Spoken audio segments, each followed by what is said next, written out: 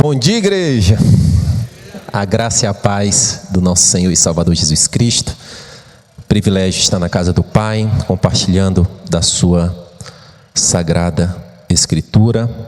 Você que está conosco, seja muito bem-vindo. Você que está nos acompanhando online, receba o nosso abraço fraternal.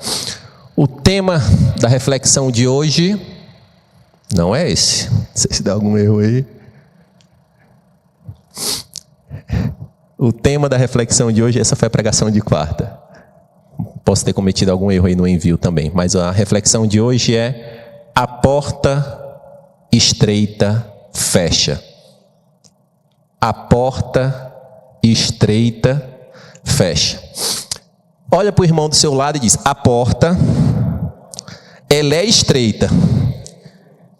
E além de ser estreita, ela fecha. Amém? E misericórdia. Misericórdia. Fazendo um spoiler, a gente vai meditar num dos textos bíblicos que mais me gera temor e tremor. E quando falamos de porta, a porta, ela nos fala sobre acesso. Quando falamos de porta estreita, remete a desconforto. Ela é tão estreita que ela é desconfortável. E a porta, ela tem o poder de separar quem está dentro e quem está fora. Então a porta, ela só não é estreita, que me gera desconforto, mas também ela separa quem está dentro e quem está fora. E a palavra de Deus é muito clara, é muito taxativa. Vivemos num mundo onde existe N portas, N possibilidades. Na época onde Jesus explicou esse sermão, existia a máxima que todo ou qualquer caminho chegava a Roma, que a Roma era a capital do Império Romano. E nesse contexto, qualquer local você chegaria em Roma, porque Roma que estava fazendo grandes estradas, e vem Jesus e disse: há um só caminho, há uma só porta, que leva à vida eterna.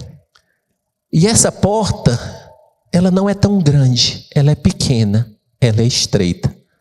A porta larga é fácil de ser encontrada. Às vezes tem até LED chamando: entre aqui. Mas a porta do Evangelho, ela é estreita. Se você passar despercebido, você nem vai perceber que essa é a porta. E quais são os desafios dessa porta estreita que se fecha? Primeiro é encontrar essa tal dessa porta. Depois que eu entrar, eu tenho que adentrar nela e ela é estreita. E eu tenho que suportar o desconforto de permanecer nela, para depois eu ficar no lado de dentro e desfrutar os benefícios de estar dentro. Só que o mundo, ele tem N portas largas. A porta do poder, a porta do recurso, a porta do prazer, a porta dos sentimentos, a porta do conforto, a porta da beleza, a porta da intelectualidade. E são portas que piscam e diz: entra nessa porta que você vai encontrar o significado. Quanto mais intelectual você for, você vai encontrar o significado.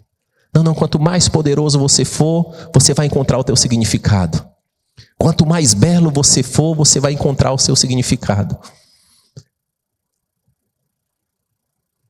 E não sei se é incomum você ver pessoas que ao longo da vida você conhece a pessoa há 30, 40 anos e você não, pelo menos eu tenho alguns relatos de pessoas que você conhece, mas não tem um convívio tão próximo e vê ela a cada 3 anos, 4, 5 anos, e quando você tem essa convivência, essa pessoa mudou muito, ela mudou de porta. Porque agora você conhecia ela há 5 anos, quem dava o significado dele era o time de futebol dele. Só falava de futebol, vivia no estádio, era tudo alegria, aí depois vai lá e ele se tornou vegano. Nada contra o veganismo em si, mas a pessoa pega uma filosofia de vida e abraça como se fosse o significado da vida. Aí depois você conhece ele, depois de 5 anos ele se tornou um cientista político, que está lá, tudo que ele fala é de política e tal, buscando o significado. Só que Jesus Cristo nos fala que existe uma única porta. E depois que você adentra dela, todas as outras são acessórias e irrelevantes. E a igreja deve ir na contramão de tudo isso, entendendo que há só um caminho, uma só porta, um só Senhor, um só Salvador, que é Jesus Cristo. E essa porta, ela não é reluzente como as portas do mundo. Tem porta do mundo que diz, você é o cara. A de Jesus diz, você é um miserável pecador. Qual é a das portas que mais te atrai? Qual é a porta que te chama mais? Porque a porta do mundo, ou a porta até de algumas comunidades e ajuntamentos religiosos, que o Senhor é que vai saber se é de Cristo ou não, ela está lá reluzindo, dizendo, você é o cara, você é uma bênção, você é o centro da vontade de Jesus, Jesus te ama demais e tal, e tece essas coisas, mas a verdadeira porta do Evangelho vai dizer, você é um pecador e você precisa se arrepender. Não tem como iniciar essa jornada cristã sem ter esse entendimento. Esse é o ponto zero. Gosto muito de um pensamento de John Bevere, que ele fala, diz, os apelos nas igrejas estão sendo propaganda enganosa. Na maioria das igrejas. Porque tem muitos apelos que dizem, você aceita Jesus Cristo no seu coração? Aí diz, claro, eu aceito Jesus Cristo no meu coração. Mas não é falar do preço do discipulado, e não falar do quem nós somos e o quanto precisamos nos arrepender para ter realmente um contato com esse mestre. Porque é muito fácil dizer, você aceita Jesus Cristo no seu coração. Isso é uma propaganda enganosa. Infelizmente, meus irmãos, nós estamos vivendo numa geração onde existem ajuntamentos religiosos que a palavra pecado não pode ser mais dita, porque ela é dura demais. A palavra arrependimento também você não pode dizer mais, porque não desce tão redondo. Onde muitas das vezes a neurolinguística PNL tem imperado. Onde muitas das vezes são só palavras de te tornar motivado ou ter sentimentalismo. Mas eu preciso ser honesto com os irmãos, meus amados irmãos. Se o objetivo do teu culto ou da tua vida é se tornar um pouco mais alegre ou dar algumas boas risadas, procura um bom humorista, um bom stand-up. Se o objetivo é se tornar um pouco mais emotivo ou sentimentalista, encontra alguma coisa muito que te toque as emoções, que você vai chorar. Mas o Evangelho não é sobre isso, é sobre uma transformação plena de dentro para fora. Mas estamos vivendo uma geração onde falar da palavra de Deus genuína e pura é quase... Quem já viu aquele vendedor que está vendendo um produto que nunca acredita? Ele caiu naquela loja, e esse produto é bom? Eu disse, rapaz, não sei não, se fosse o Senhor eu não compraria não.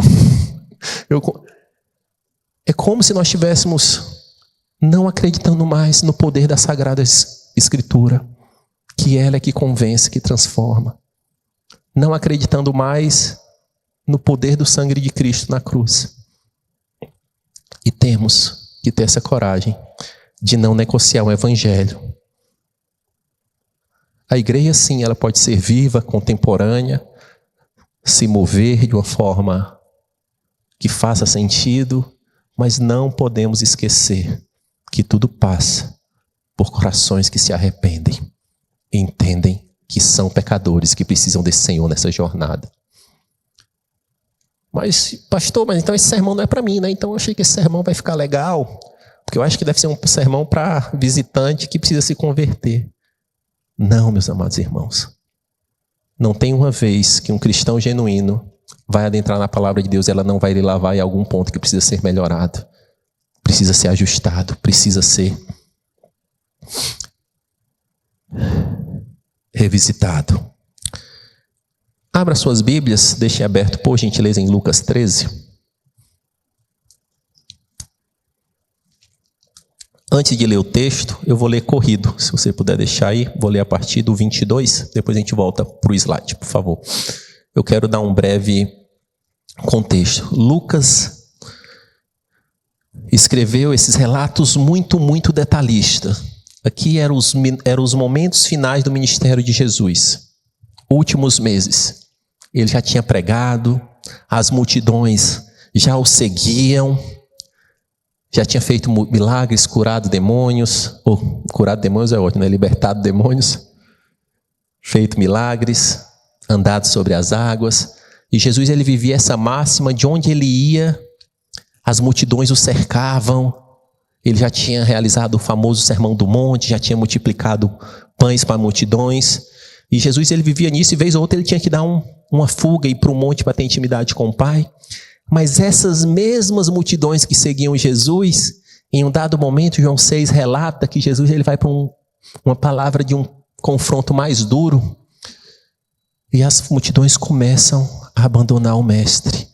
Indo embora. E os discípulos falam: Jesus, a palavra hoje foi demais. Eu sei que você estava pegando pesado, mas essa foi demais, Jesus. Dá para dar uma reduzida não, Jesus? Porque essa multidão, a gente estava uns bons meses trabalhando. Sei que agora era hora de você fazer o apelo, Jesus, é hora de dar aquele boom na igreja, e você vem com a palavra mais dura e o pessoal vai embora. E qual foi a resposta do nosso mestre? Vocês querem também? Vocês querem também? Eu não retrocedo a minha palavra, eu não retrocedo os meus ensinamentos. Aí Pedro cai em si e diz: para onde iremos? Para quem iremos? Só tu tens palavras de vida eterna.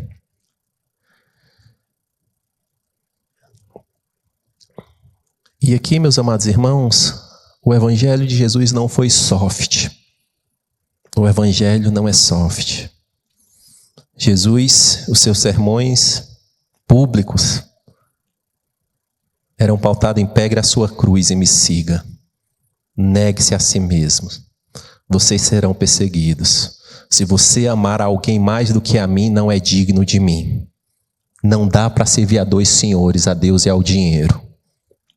Essa era a tônica do sermão do mestre, em sua maioria. E óbvio que, vez por outra, ele nos dava um alento. No mundo tereis aflições, mas tem de bom ânimo. Eu vou te ajudar a carregar esse fardo. E Jesus, ele confrontava: é necessário se arrepender. É necessário morrer para acessar esse evangelho. É a conversa dele com Nicodemos. Você precisa nascer de novo, Nicodemos. E é interessante que João Batista, o primeiro expoente antes de Jesus, o homem que se torna a voz profética, ele tinha um grande sermão: arrependam-se. Arrependam-se. E o sermão do outro domingo era: arrependam-se. E a série de João Batista era: arrependam-se. E a palavra de Deus fala que as multidões vinham de todos os lugares e pediam para serem batizados. Logo depois, João Batista foi o nome expoente mais forte antes de Jesus. Aí Jesus é crucificado, vai aos céus, volta. E Pedro assume a liderança da igreja. E qual é o primeiro sermão de Pedro? Arrependam-se. Vocês mataram o Messias. Vocês assassinaram um inocente. E 3.000 se convertem. E 3.000 se convertem. Vamos ler o texto sagrado, meus amados irmãos. Vou ler na NVI, Lucas 13, de 22 a 30. Depois Jesus foi pelas cidades e povoados e ensinava, prosseguindo em direção a Jerusalém. Alguém lhe perguntou: Senhor, serão poucos os salvos? Ele lhes disse: esforcem-se para entrar pela porta estreita, porque eu lhes digo que muitos tentarão entrar e não conseguirão. Quando o dono da casa se levantar e fechar a porta, vocês ficarão do lado de fora, batendo e pedindo: Senhor, abre-nos a porta. Ele, porém, responderá: não os conheço, nem sei de onde vocês são. Então vocês dirão: comemos e bebemos contigo e ensinaste em nossas ruas. Mas ele responderá: não os conheço, nem sei de onde vocês são. Afastem-se de mim, todos vocês que praticam o mal. Ali haverá choro e ranger de dentes, quando vocês virem Abraão, Isaque e Jacó e todos os profetas do reino, mas vocês excluídos. Pessoas virão do oriente e do ocidente, do norte e do sul, e ocuparão seus lugares na mesa do reino de Deus. De fato, há últimos que serão primeiros, e primeiros que serão últimos. Glória a Deus. Só ajustar aqui que tá.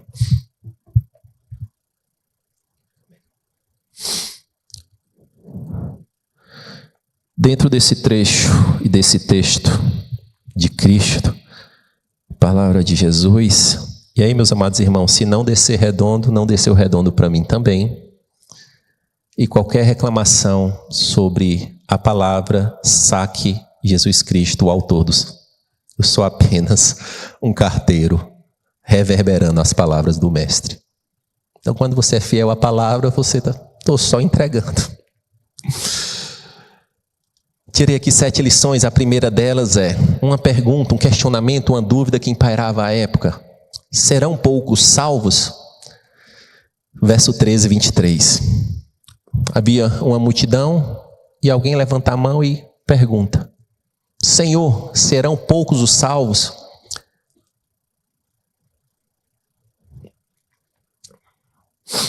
Porque existia uma tradição judaica à época que se você era judeu, você era salvo.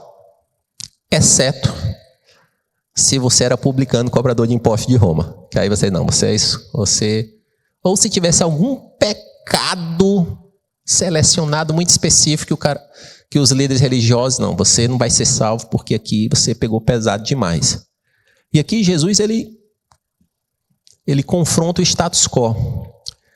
Mas entre os próprios judeus existia uma tradição, tipo os essênios, que eram exclusivistas, muito parecido com hoje, né? Tem alguns cristãos que só acham que eles são salvos, outros irmãos não. Que eles se recolheram e achavam que eles eram os últimos remanescentes da fé pura. Viviam ali perto do Mar Morto, é tanto que um dos maiores tesouros arqueológicos de textos bíblicos foram achados lá dos essênios. Só que aqui Jesus ele começa, e esse sermão inicia-se com essa pergunta, esse ajuntamento, e alguém: Senhor, serão poucos salvos? E ali eu me permito pensar que poderia ser alguém que caminhava com Jesus há algum tempo e ele tinha essa crise. Jesus, às vezes tem muita gente, às vezes tem pouca gente, o Senhor dá um sermão mais duro, a galera se arrepende e vai embora. Tem alguns que eu estou vendo aqui caminhando mais um tempo, tem outros que eu não vejo mais. E ele, no meio dessa situação, eu já vi o Senhor repreendendo o discípulo de uma forma mais dura, dizendo que até eles tinham que ficar atentos, e essa pergunta empaira: Jesus, serão muitos salvos? Só que no decorrer do sermão vamos perceber que Jesus ele vai levar essa discussão para um outro caminho. A pergunta que você fez é errado. Não é se serão muitos salvos, é se você será salvo. Essa é a pergunta de $1 milhão. Não queira ser o melhor teólogo escatológico, que na verdade a grande escatologia está sobre a minha vida. Se eu vou ser salvo. Ponto 2. A porta é estreita. Esforcem-se para entrar pela porta estreita. Sabe o que é que significa porta estreita no original grego, meus amados irmãos? Porta estreita. Porta estreita, ela é estreita. Ponto. Não tem icis, não tem puxadinho, não tem vírgula. O Senhor, falando diretamente, ele fala: a porta do meu reino, ela é estreita. Amém ou misericórdia? Amém e misericórdia. Que a gente dá amém que confirma e pede misericórdia para o Senhor nos ajudar nessa jornada. E a porta, ela é estreita e temos que ter essa convicção. E a palavra de Deus, meus amados irmãos, ela é linda. Porque Jesus, ele deixou aqui e não tem nenhuma letrinha miúda no contrato de Jesus. Ele não obscureceu nada. Ele não falou, não, vai aqui, depois eu vou te dizendo como funciona. Ele deixou tudo muito claro como funciona para se tornar um discípulo dele. E aqui é um link perfeito com o próprio Sermão do Monte. Aí eu me permito pensar, porque alguns tempos atrás Jesus tinha pregado o Sermão do Monte e ele falou também dessa porta estreita. Esse homem faz essa pergunta e ele, vou pegar aqui o sermão que eu fiz há um tempinho atrás e vou ensinar novamente para dar uma... Olha o que ele falou em Mateus 7,13, isso há uns bons meses atrás. Entrai pela porta estreita, pois larga é a porta e ampla é o caminho que leva à perdição. E muitos são os que entram por esse caminho. Como é estreita a porta e apertado o caminho que leva à vida. São poucos os que a encontram. Como é apertado o caminho que leva à vida. 2 caminhos, 2 portas, binário. Ou você vai estar numa porta, em um caminho, ou você vai estar em outro. E uma das esquizofrenias hoje do mundo é nesse mix de misticismo e cultura, que você tem gente que está na igreja, mas quer estar com a porta no mundo. E tem gente que está aqui no mundo, mas admira a igreja e quer estar com a portinha na igreja. Mas o apóstolo João, em 1 João 2, capítulo 2, vai dizer, não dá para amar Deus e o mundo. Não dá. Não dá para ficar nessas 2 portas. Não dá. Você tem que escolher qual vai ser a sua porta.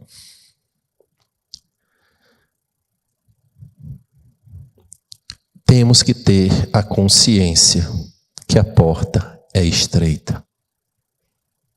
Ponto. E não tem como reclamar. Não tem como reclamar. Ponto 3, do mesmo verso 24. Esforcem-se para entrar pela porta estreita, porque eu lhes digo que muitos tentarão entrar e não conseguirão. Esforcem-se, aqui no grego é a palavra agonizeste, que é o radical da palavra agonia. A raiz da palavra agonizar, e ela poderia ser utilizada em lutas, guerras e atletas. Quando você está numa luta que está extremamente sem forças, você entregou tudo naquela luta, agonizeste é a palavra. Se você está num combate, numa guerra, que você não sabe se vive, se morre, está naquela questão, é a mesma palavra. Se um atleta, que Paulo usava muito os exemplos das Olimpíadas, da maratona, de tudo que ocorria lá, ele estava se esforçando para vencer aquela prova, é a mesma palavra. E Paulo usou essa palavra em 1 Coríntios, falando do atleta, utilizou essa palavra na carta a Timóteo, quando falou que combateu o bom combate, era a mesma palavra. Paulo falou em Colossenses 1:29, e para cumprir esse propósito, eu me esforço arduamente. Eu agonizo tentando cumprir esse propósito. Eu dou tudo de mim, até meu último fôlego, até a minha último suor, lutando conforme o seu poder, que opera eficazmente em mim. E aqui o texto é muito claro, dizendo que muitos tentarão entrar e não conseguirão. Obviamente, meus amados irmãos, que a salvação é pela graça, mediante a fé. E aqui não tem nada a ver com obras, não é o que você vai fazer muito para ser salvos, não. Mas é porque existe um preço. Quando você aceita essa graça, se torna um discípulo de Cristo, para permanecer nessa jornada, é necessário esforço, é necessário posicionamento, é necessário agressividade contra o pecado. Apóstolo Paulo, ele diz, eu me esforço com tudo que tenho, para ver se eu chego ao final da jornada e recebo a coroa da vida. E tem muito crente brincando de ser crente, achando que ser crente é... Não é, gente. No mundo espiritual, ele é tão real. Na verdade, ele é mais real do que o mundo real. E ser crente é posicionamento. Existe um custo. O nosso Mestre Jesus nos deixou em Mateus 11, 22. Jesus disse: o reino é tomado à força, desde João Batista. O mesmo Jesus fala da agressividade que temos que ter contra um pecado. Marcos 9 disse: se essa tua mão te faz pecar, o que é que a palavra de Deus fala? Corta, arranca. Se esse teu olho te faz pecar, arranca. Misericórdia de nós, era para todos sermos manetas e sem olhos. Mas aqui foi uma hipérbole de Jesus, dizendo quão agressivos e o quanto nós temos que se esforçar para estar nessa porta estreita. Uma ilustração entre a diferença da porta larga e da porta estreita. Hoje nós vivemos em muitos elevadores modernos, né? Que você clica lá, ele já te diz qual é o bloco. Muitas vezes é um elevador tão largo, alguns deles até com um climatizador, que você fica ali muito confortável. Não sei quem teve a oportunidade de entrar em elevadores bem antigos, que você entra assim meio de lado, ele puxa uma portinha e ele vai... O reino de Deus é para esse elevador aqui, gente, que você tem que se esforçar e vai ficar calor e ele vai travar e você vai ficar com dificuldade de respirar. Aí mal você cabe e entra outro no elevador pequeno e você vai ficar lá, suportando. E o desafio é que a palavra nos diz que você tem que chamar mais gente para esse elevador. Esse é o nosso desafio. E a pergunta que fica para nós é: temos nos esforçado? Temos lutado? Temos sido agressivos? Ou nós estamos brincando de ser crente?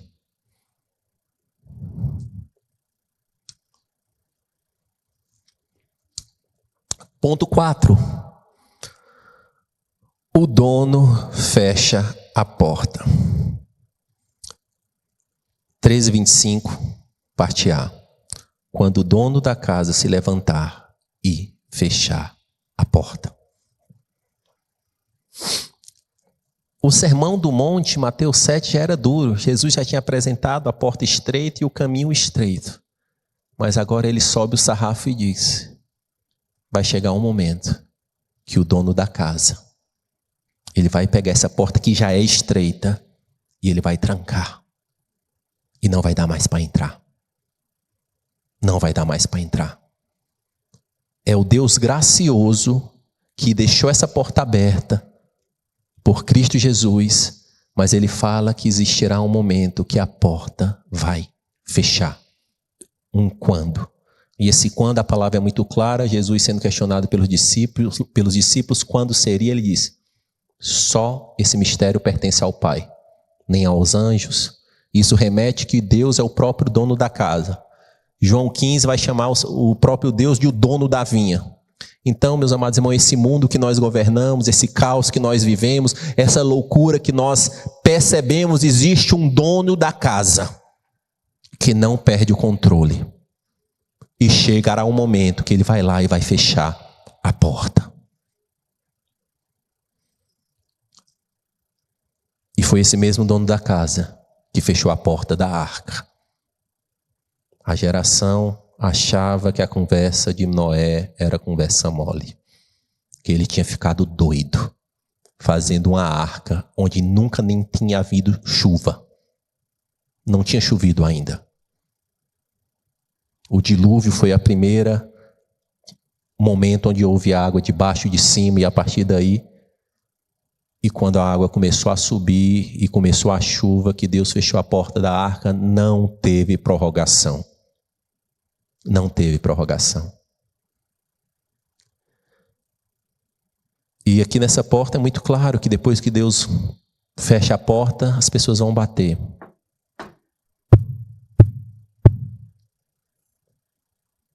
Abre, Senhor. Abre, Senhor. Abre, Senhor.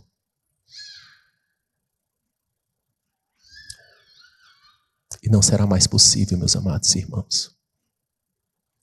Nesse momento, o Deus juiz aparecerá com toda a sua ira e fulgor.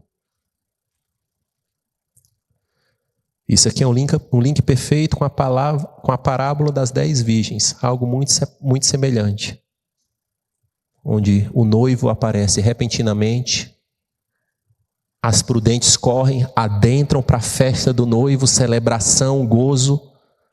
As imprudentes pedem óleo emprestado, não tem, vão atrás de comprar e chegam atrasadas e batem na porta.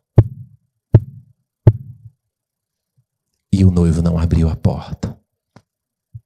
E esse desespero imperava, porque as noivas estavam do lado de fora, ouvindo o que ocorria do lado de dentro. Gozo, celebração, júbilo, louvor, adoração. E o desespero imperava.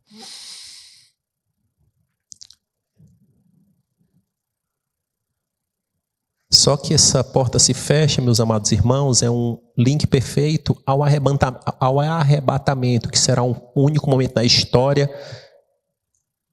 muito especial. Só que essa porta se fecha hoje, ou se abre hoje para todos que morreram ou morrerão hoje. Os que morreram ontem, eles tiveram o confronto com essa porta. E quando morre, só tem um dos dois caminhos, só tem um dos dois lados da porta para estar, dentro ou fora. Ponto 5. Não os conheço.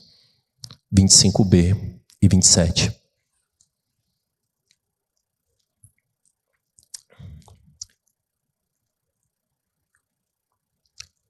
Ele, porém, responderá: não os conheço, nem sei de onde vocês são.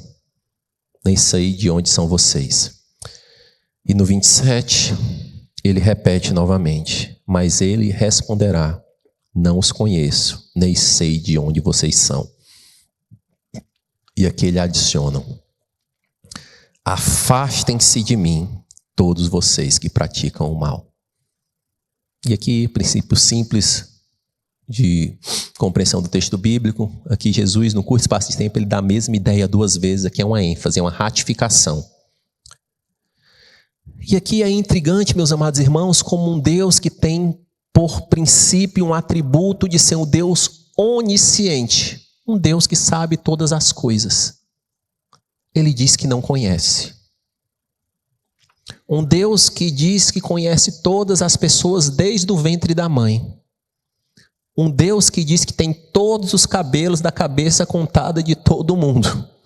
Nada foge do controle desse Deus, nada é desconhecido, nada é novo. Mas nesse confronto com as pessoas que estavam lá do lado de fora, ele diz: eu não vos conheço. E aqui não é um conhecimento intelectual. Não é um conhecimento intelectual. Eu não lembro o nome daquela pessoa, tipo, cruzei com a pessoa, vejo daqui a um tempo, não lembro, qual é o nome dela? Ela parece com... Não é isso que ele está falando. Aqui é algo muito sério, espiritual. Porque no momento que a porta fechar, não haverá mais o sangue de Cristo como mediador da graça entre Deus e os homens. E ali vai estar separado, ele não consegue mais ver o pecador 100% pecador, sem o olhar da graça de Jesus Cristo e o sangue do Cordeiro. Porque Deus é tão santo, e sem o sangue de Cristo, não tem como ele interagir com o impuro e com o pecador. E isso torna o Senhor dizer: eu escolhi não te conhecer mais. Acabou. Não dá mais.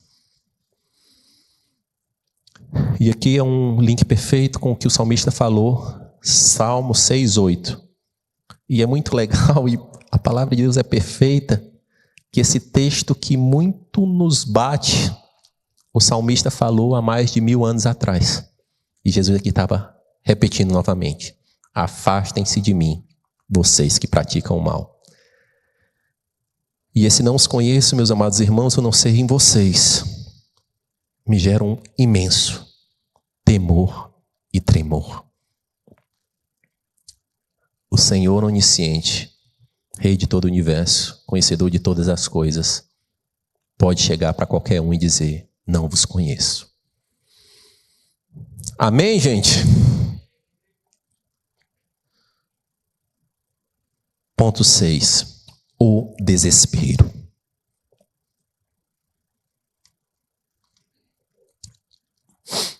Eles falaram a primeira vez, Jesus falou que não os conheciam, aí começa a gerar o desespero. A porta fechada, eles batendo: Senhor, abre, Senhor, abre, Senhor, abre. Aí Deus diz: eu não vos conheço. Aí o desespero começa a aumentar.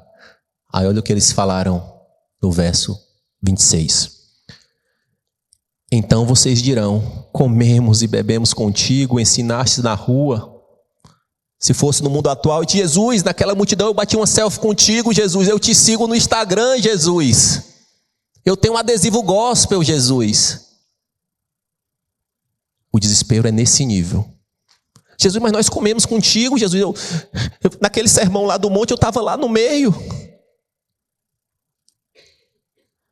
E o texto segue no verso 28 dizendo: ali haverá choro e ranger de dentes. Quando vocês virem Abraão, Isaque, Jacó e todos os profetas no reino de Deus, mas vocês excluídos. E aqui é um confronto muito duro. O desespero é gerado. Porque a gente vive um mundo onde as coisas dão sempre para se dar um jeitinho. Sempre dá para consertar. Sempre dá para negociar mais um pouco. Sempre dá para reparcelar. Sempre dá para dar uma... E chega um momento que a porta fecha e não tem mais o que fazer. Não tem. Deixa eu chamar meu advogado. Me concede um habeas corpus espiritual. Vamos? Não, não dá mais. Não dá mais. E ali eles tentando interagir com Jesus, e a porta continuando fechada. E aqui choro, obviamente é muito claro que é sinal de tristeza, mas aqui o Lucas foi muito claro em dizer que é choro e ranger de dentes. Ranger de dentes no contexto bíblico é um extremo, é um mix de raiva, desespero, frustração e dor.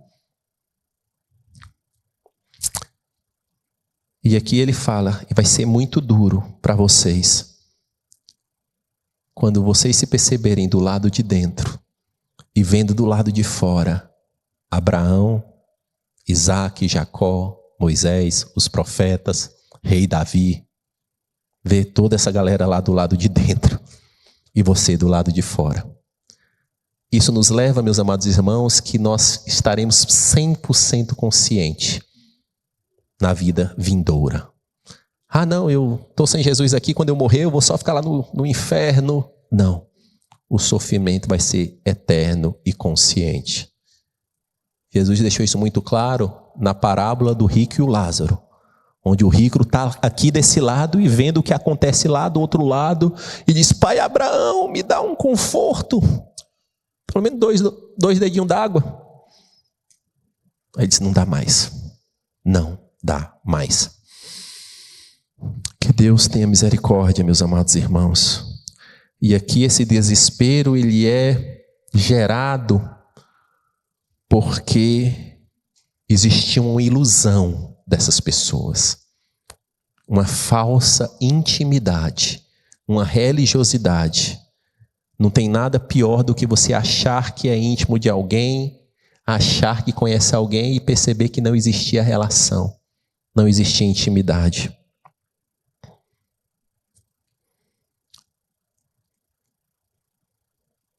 É muito fácil você conhecer alguém nesses dias de hoje, muito sociais. Ter o conhecimento de quem ele é. Mas essa pessoa te conhecer intimamente é outra história completamente diferente. E não adiantará, meus amados irmãos, quando a porta estiver fechada, dizer: minha mãe era do círculo de oração, Jesus. Não, eu no Natal eu fazia umas ofertinhas ali para as crianças. Eu ia lá no correio, pegava umas cartas do Papai Noel e comprava uns brinquedos, Jesus. Não, Jesus, mas eu lembro que na época de adolescente, ali no meu colégio, tinha umas orações lá, eu participava. Não adiantará. Essa superficialidade não adiantará. Jesus, mas eu ia ali na Manaim, Jesus. Umas 2 vezes por ano eu pegava um culto de ceia. Eu gostava de ir até na vigília. Vigília eu sentia um negócio legal. Misericórdia. Misericórdia. O reino de Deus, ele não é conquistado no exterior, é no interior. E o que está sempre em jogo, estará em jogo, é o coração. Ponto 7. Haverá surpresas. Capítulo 13, 29 e 30. Pessoas virão do Ocidente, do Oriente e do Ocidente, do Norte e do Sul, e ocuparão os seus lugares à mesa do reino de Deus. De fato, há muitos que serão primeiros e primeiros que serão últimos.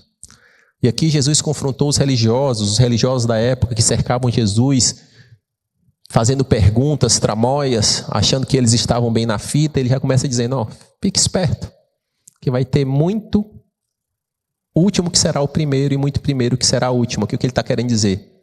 Vai ter muita surpresa de quem vai estar de dentro e do lado de fora da porta. E aqui quando ele fala, ocuparão seus lugares à mesa, é o link perfeito com a parábola do banquete do filho do rei, onde Jesus fala que existia um filho do rei e o rei ofertou um banquete especial e mandou os mensageiros saírem à rua chamando, vem para o banquete. E as pessoas nobres, as pessoas benquistas, os primeiros da lista, todos recusaram. Aí Jesus, o Pai, né? Deus Pai, fala, vai lá, agora chama tudo que é gente esculhambada para sentar à minha mesa. E aqui Jesus está, para aquele povo está dizendo, vocês acham só porque vocês têm a linhagem de Abraão, vocês estão salvos? A partir de agora é só por Cristo. Não tem outro caminho, não tem outra porta, não tem outro atalho. Ali Jesus ele quebrou a salvação genética. O que ele estava querendo dizer, sabe aqueles samaritanos que vocês acham uma raça impura, desprezável? Vai ter samaritano na mesa e judeu de fora. Lembremos da mulher samaritana. Vai ter gentil do lado de dentro e judeu do lado de fora. Lembremos de Cornélio, o homem que era piedoso e que recebeu o Espírito Santo. E essa surpresa, meus amados irmãos, é um grande desafio. Porque se fizéssemos probabilidades para muitas pessoas, provavelmente vai ter algumas pessoas que dizem, essa está certa, se tem uma pessoa que é certa que vai estar lá, é essa. Esses dias eu ouvi do pastor Caio, que é um homem santo, um homem de Deus, ele falava, Júnior, eu tive uma decepção na vida, que eu tive que tratar um problema de pecado de uma pessoa que eu falava, se tem uma pessoa que é crente é essa, eu coloco ele na frente de mim. E quando chegou aquela problemática eu fiquei desesperado. Por quê? Porque nós vemos o exterior, o óbvio, o que acontece aqui no ajuntamento, o que está propagado na rede social. Uma das coisas que a gente tem que se policiar, meus amados irmãos, e se você vier falando isso para mim, pastor, aquela pessoa é uma bênção. Se eu sei que é uma pessoa, me diga, qual o parâmetro para você dizer que ela é uma bênção? Para dizer que alguém é uma bênção, eu tenho que conviver para saber que é uma bênção. Para saber que é uma bênção, eu tenho que ver com a família. Quem diz que alguém é a bênção é a esposa, é o filho, é a mãe. Essas pessoas que possam dizer que essa pessoa é uma bênção. Ah, não, essa pessoa fez uma explanação lá na internet e me tocou muito, ela é uma bênção. Ele pode ser até um grande assim, mas quem atesta que é uma bênção são as pessoas mais próximas, mais ainda o Senhor, que ele diz, eu não vejo as aparências, eu vejo o coração. Foi isso que ele falou. O homem vê o exterior, mas Deus sonda corações. E haverá surpresas, meus amados irmãos, porque como foi dito em João 14, 21, quem tem os meus mandamentos e lhes obedece, esse é o que me ama. Aquele que me ama será amado por meu Pai, e eu também o amarei e me revelarei a ele. Não é o número de seguidores, não é o tamanho da igreja, não é o tamanho da roupa, não é o tamanho da Bíblia, não é a afluência no crentez. é vida com Deus. Quarto fechado, joelho dobrado, intimidade com o Senhor. É isso que vai fazer a diferença. Amém, meus amados irmãos? Dá uma respirada aí. Thalitinha, sobe aqui.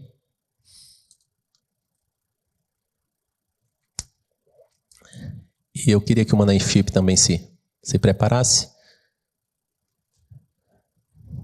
Se puder, Renatinha, se aquele louvor digno é o Senhor. Pode baixar nas luzes, nós vamos chegando ao final. Vamos recapitular o que a gente viu hoje, meus amados irmãos. Nessa das palavras mais duras do nosso mestre. Essa problemática começa com a pergunta que é sobre: serão muitos salvos? E na verdade não é se serão muitos ou poucos salvos. Essa não é a pergunta que tem que ser dita. É se eu serei salvo. E aqui Jesus deixa algo muito claro e explícito, taxativo, dizendo que a porta ela é estreita. Ela é desconfortável. Ele fala que é necessário esforço para permanecer nessa porta. Um esforço agonizante, onde você dá tudo de si. Teu suor, tuas lágrimas, tua força. Ser agressivo contra o pecado. Não negociar as coisas de Deus. Existirá um momento que o dono vai fechar essa porta. A porta, ela não só é estreita, ela já era restritiva, ela já era difícil. Mas vai chegar um momento que o dono vai fechar a porta. E quando ele fechar essa porta, vai começar um desespero, querendo entrar a qualquer custo. E ele vai dizer a primeira vez: eu não vos conheço. E ali a superficialidade vai ser dita: mas Senhor, isso, aquilo, eu te conheço, eu fiz isso, eu fiz aquilo. E o mestre vai dizer a segunda vez: eu não os conheço. Afasta de mim, vocês que praticam o mal. E a porta fechada, meus amados irmãos, vai gerar um desespero, um desalento, porque não haverá mais prorrogação. E o texto encerra dizendo que haverá surpresas. Muitas pessoas que daríamos como certas, está lá, não estarão. E muitos improváveis, mas tementes a Deus, piedosos, silenciosos, com joelhos calejados, estarão lá. Que Deus tenha misericórdia de nós. Baixe a sua cabeça, feche seus olhos. Comece a ter um momento de oração, de reflexão com o Senhor. A palavra foi semeada.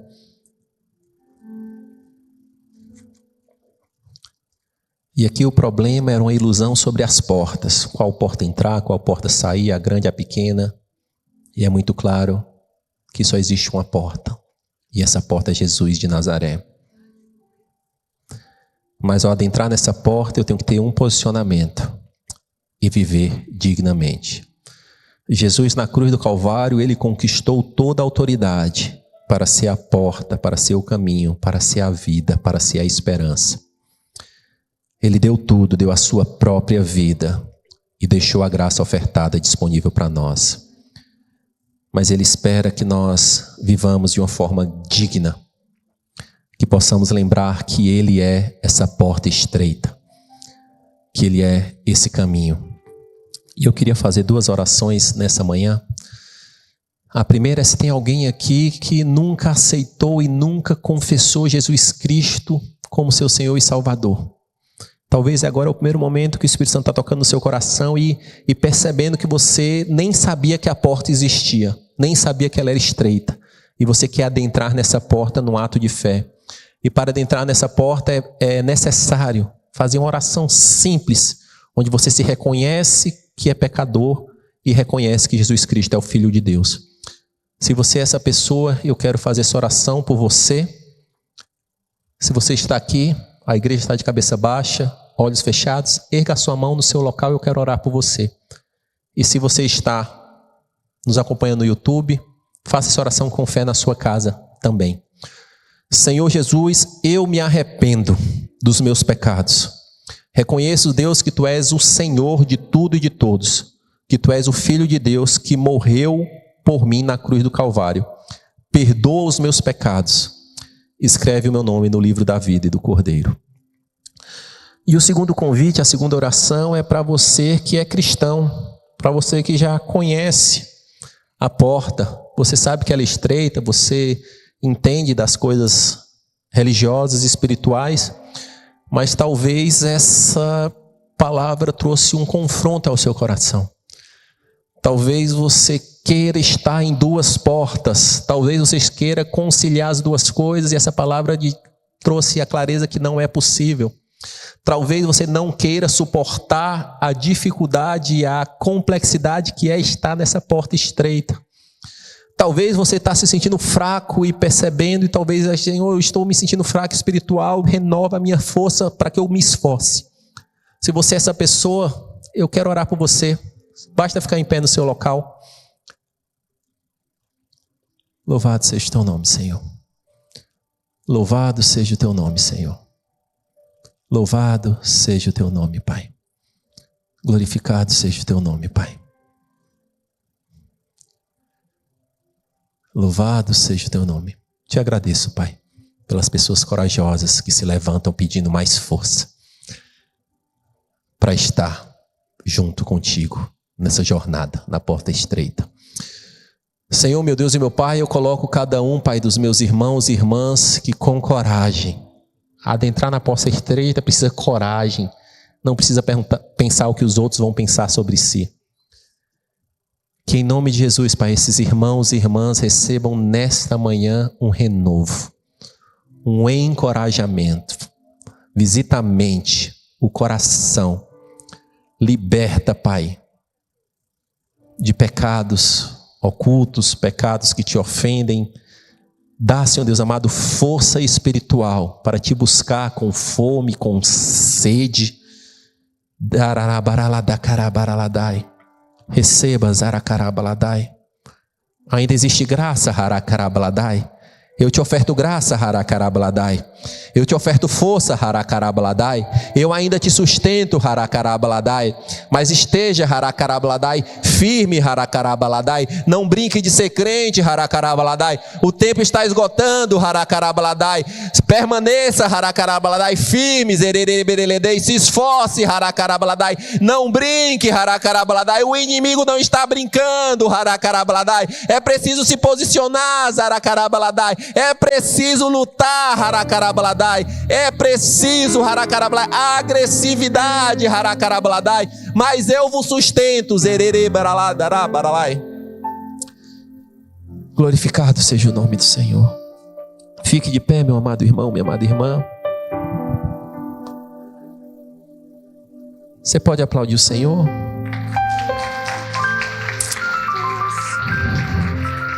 Glorificado seja o teu nome.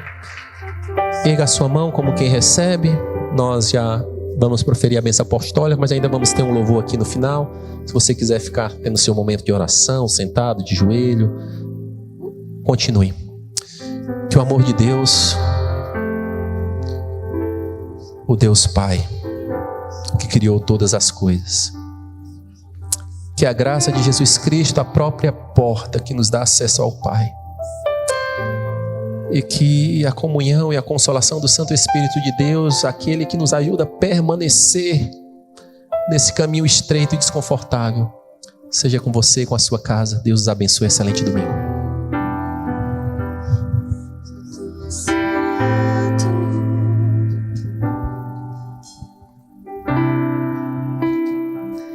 Levou a minha cruz pra eu viver, e por isso livre sou.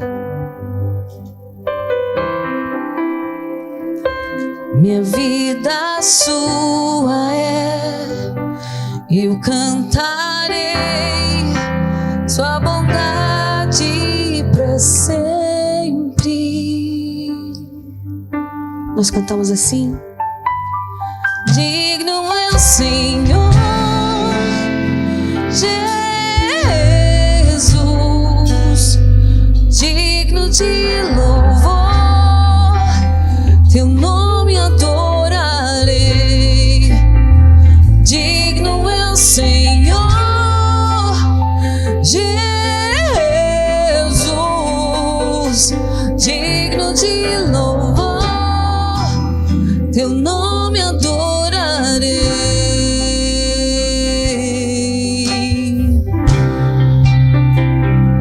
Minha culpa já se foi, aqui estou encantado por tanto amor. Sua graça não tem fim, sua graça não tem fim. Eu cantarei sua bondade pra sempre. Digno é o Senhor Jesus, digno de louvor, seu nome adorarei. Digno é o Senhor Jesus, digno de louvor, seu nome adorarei.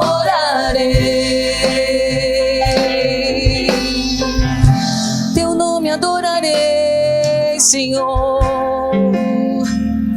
pois só tu és digno de receber. Exaltado nas alturas, tua glória aqui está. Ao Senhor o teu louvor, o teu nome exaltarei. Exaltado nas alturas, tua glória aqui está. Ao Senhor o meu louvor, o teu nome exaltarei. Exaltado nas alturas, tua glória aqui está.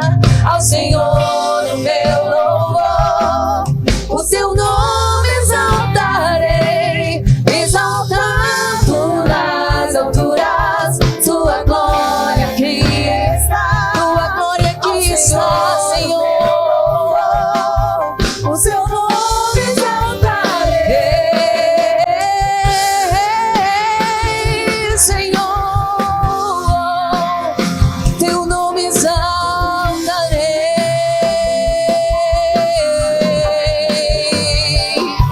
Teu nome exaltarei, Senhor. Teu nome exaltarei. Cantaremos e cantaremos que tu és digno. Digno é o Senhor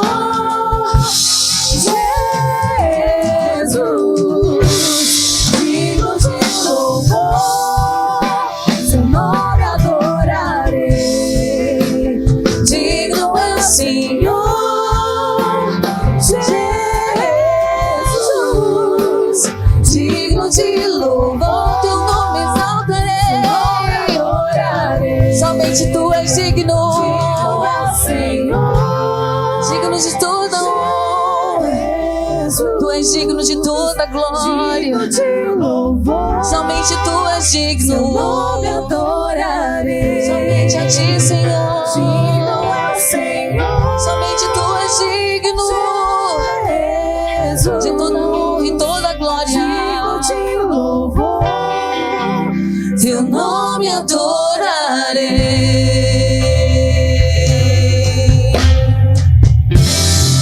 Aleluia, glorificado seja o nosso Deus. Deus abençoe, amém.